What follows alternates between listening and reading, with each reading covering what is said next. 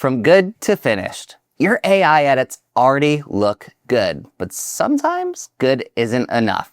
Maybe the exposure is slightly off, maybe the tones don't feel quite right. The good news, you're just seconds away from fixing it. Don't start over. Aftershoot already handles the heavy lifting, color, contrast, consistency, but instead of re-editing everything from scratch, you can make small adjustments across your entire set of images. This is where quick adjustments come in. These sliders don't replace your AI edit, they refine it.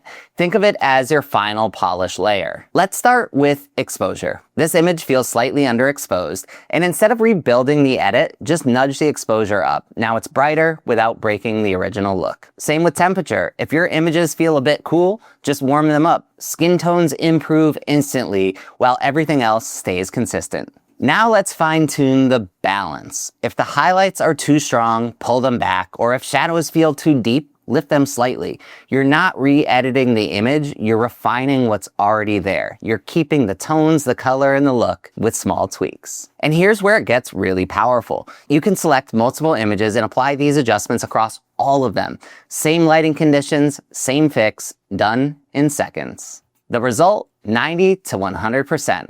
The AI gets you 90% of the way there, and quick adjustments take you to 100%. Cleaner exposure, better tones, exactly how you want it. If your edits ever feel like they just need a small push, this is it. Try quick adjustments in Aftershoot and finish your edits in seconds, not minutes.